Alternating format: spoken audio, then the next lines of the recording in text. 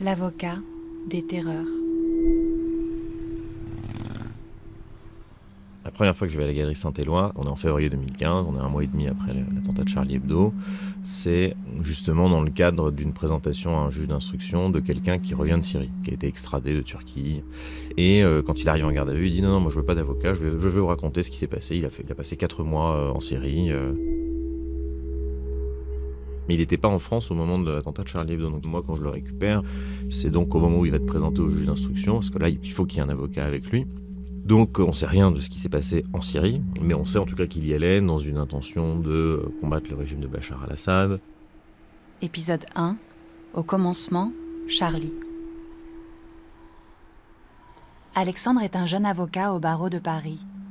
Quand je fais sa rencontre en 2019, il me parle des dossiers qu'il défend. Des cas de droit commun, mais aussi et surtout à cette période, d'un grand nombre de radicalisés djihadistes.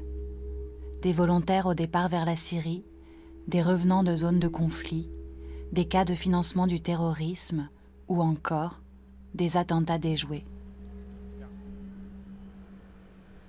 Il arrive accompagné par les escortes dans le box. Alors déjà, il y a une difficulté pour que cette personne soit démenottée et que je puisse m'entretenir avec lui sans menottes.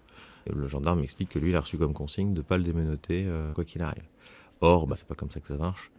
Ça m'était jamais arrivé. Enfin, ça arrive parfois que pour des cas de gens qui auraient des troubles psychiatriques ou dont on connaît la dangerosité avérée. Ça m'est jamais arrivé qu'on arrive de but en blanc et qu'on me dise, face à un jeune qui a 20 ans, clairement on me dit de but en blanc, ah non maître, on n'ouvrira pas les menottes. Donc premier conflit, il faut que j'aille voir le juge d'instruction pour lui demander de bien vouloir faire ouvrir les menottes. Forcément ça l'emmerde, mais finalement il veut bien, donc il dit aux gendarmes d'ouvrir. Donc là déjà les 4 gendarmes me considèrent comme un chieur fini. Mais c'est aussi important parce que moi je veux pas que dès ma première minute de rencontre avec la personne que je vais peut-être défendre, ils se disent que pour moi c'est complètement normal qu'il soit menotté. Et pour la première fois depuis 4 jours, il voit quelqu'un qui prend un peu sa défense, quelqu'un qui lui dit monsieur, bon, il y a quelque chose qui se crée.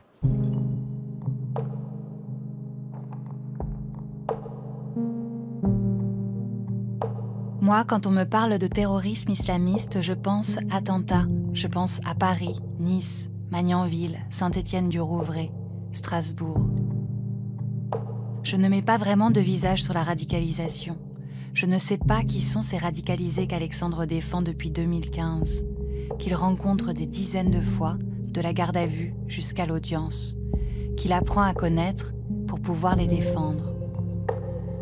Bien sûr, défendre les terreurs, c'est inaudible. Alors, je demande à Alexandre de raconter cette histoire de là où il la regarde, du côté des parquets grinçants des palais de justice, de l'intérieur des parloirs en prison. Comment la justice a-t-elle répondu à la vague terroriste? Comment défendre et punir le djihadisme terroriste en France?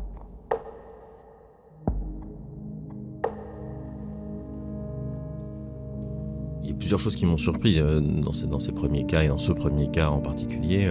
Le ton général est quand même très, très strict et très rigide. C'est toujours le cas en matière pénale, mais là, on est...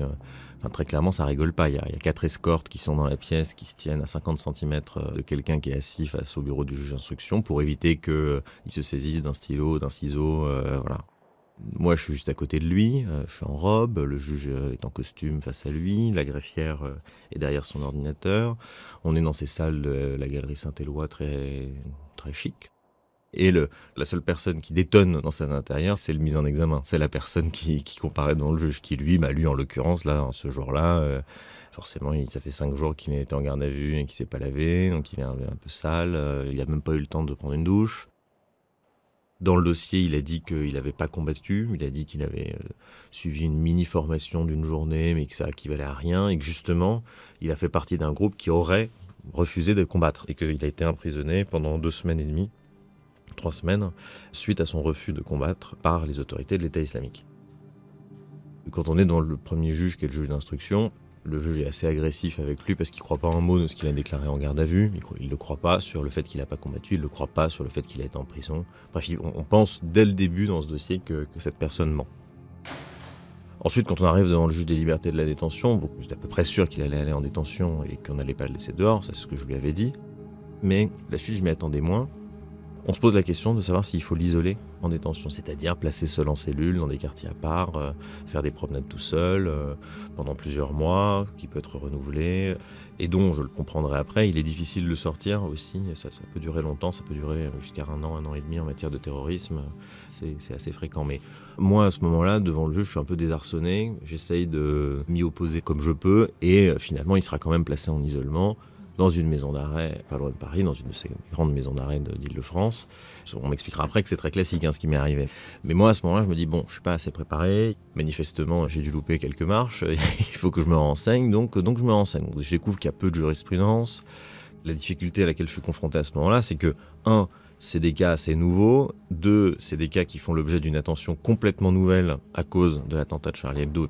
Donc, non seulement il n'y a pas eu beaucoup de cas avant, mais en plus, c'est en train de changer.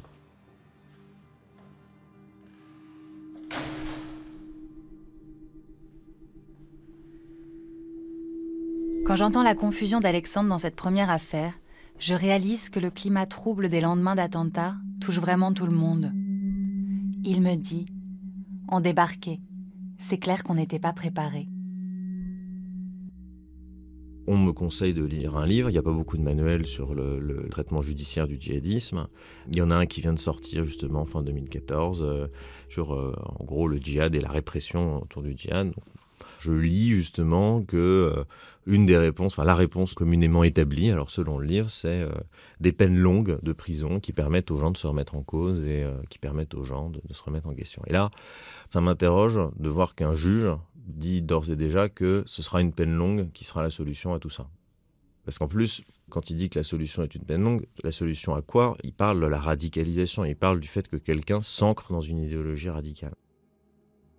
Quelqu'un qui est radicalisé, quelqu'un qui n'aime pas la France, même s'il n'a rien fait, aux yeux d'un juge, il est déjà extrêmement suspect, voire coupable. Mais c'est pas une infraction.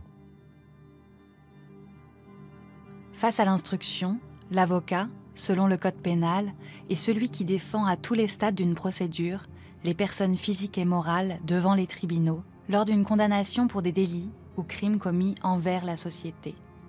L'accusation du procureur, elle, tient à assurer la défense des valeurs, normes et comportements essentiels au bon fonctionnement de notre société.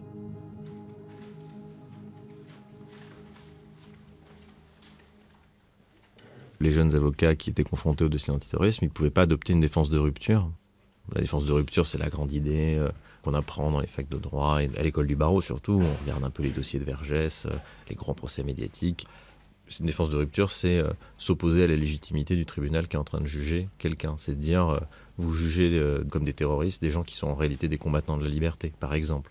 Des gens en fait qui se libèrent du joug que vous, en tant que colon, vous imposiez. Cette idée-là, elle est difficilement transposable au djihadisme, sauf à défendre le fait que le djihadisme, c'est un projet de société totalement valable. Non, on ne peut pas faire de la défense de rupture avec le djihadisme. La question classique, c'est de demander à l'avocat si vraiment ça ne l'embête pas de défendre un violeur, un tueur, un terroriste. La particularité avec le terrorisme, c'est que, et plus exactement avec des personnes radicalisées, est-ce que défendre ces gens-là, en fait, ne serait pas renier les valeurs républicaines, quelque part? C'est ça les questions qu'on peut se poser. Et j'ai beau essayer d'expliquer dans ces cas-là, vous savez, justement, on essaye de résister à des attaques de gens qui disent qu'on n'a pas d'état de droit. S'ils n'ont pas d'avocat, ça va les conforter là-dedans, alors que s'ils ont un avocat, on leur montre qu'on résiste à ça. Ça, mes proches l'entendent, mais et ça a été inaudible à certains moments. On voit d'ailleurs des débats qui ressortent, notamment sur la défense de Salah Abdeslam. Le fait qu'il a été annoncé à un moment donné que ses avocats le défendaient et étaient rémunérés par l'aide juridictionnelle, c'est-à-dire que quand la personne n'a pas de moyens, c'est l'État dans des affaires criminelles qui va rémunérer les avocats à hauteur d'un forfait très très bas. Des associations de victimes qui sont élevées en disant « mais non, moi je veux pas que mes impôts ils servent à payer l'avocat qui défend l'homme qui a tué ma fille ». Bon, ça rend fou, évidemment, personne n'a envie d'aider l'assassin de son fils ou de sa fille. Mais c'est une présentation faussée.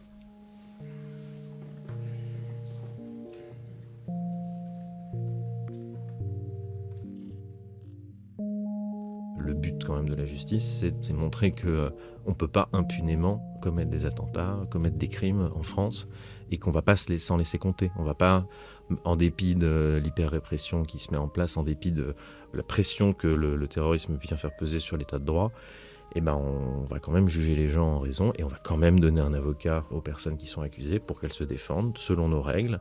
Et si elles doivent être innocentées, elles le sont. Si elles doivent être relaxées, elles le sont. Si elles doivent être condamnées, elles le sont. Et là, on explique les choses. On n'est pas dans le raccourci. On n'est pas dans l'ennemi, le barbare, l'étranger.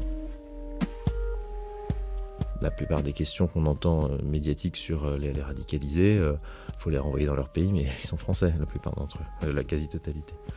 C'est le problème, c'est la faute des immigrés et de la religion musulmane qu'ils ont amené avec eux, mais c'est faux. 50% sont des convertis qui ont croisé la route en fait du discours de radicalisation djihadiste par Internet principalement, éventuellement d'autres milieux. En tout cas, ça a renforcé mon idée que dans ce type de procès hyper sensationnel, hyper brûlant, il faut des juges extrêmement compétents et il faut des avocats extrêmement engagés.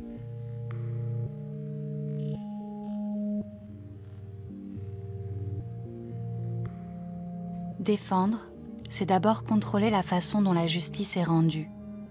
Exiger le respect des formes de la procédure avant même de vérifier l'exactitude des faits et l'application stricte de la loi pénale. C'est veiller à ce que l'on ne juge pas comme un ennemi celui qui est accusé, mais comme un membre de la famille qui a commis une faute. La défense consiste à réintégrer dans la communauté des hommes celui qui doit être jugé, voire puni. Henri Leclerc.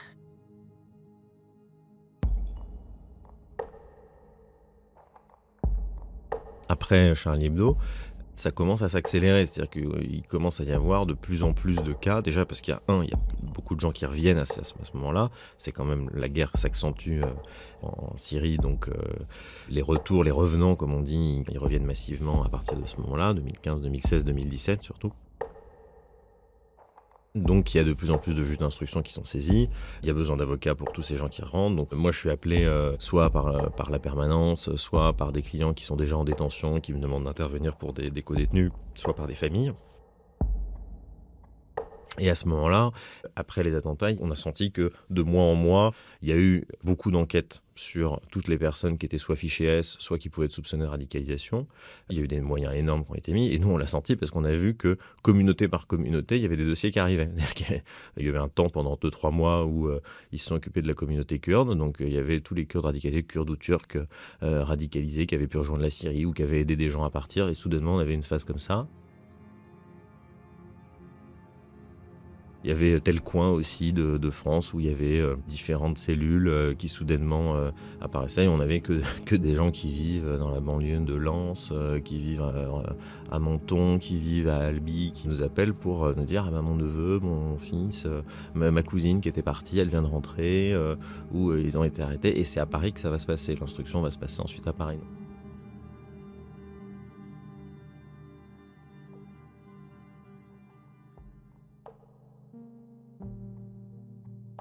Mais il y a une différence essentielle, à mon sens en tout cas, par rapport à notre intervention en tant qu'avocat, entre justement ce début 2015, premier attentat, et les attentats qui vont survenir par la suite, et notamment les attentats du Bataclan, des terrasses et du Stade de France le 13 novembre 2015.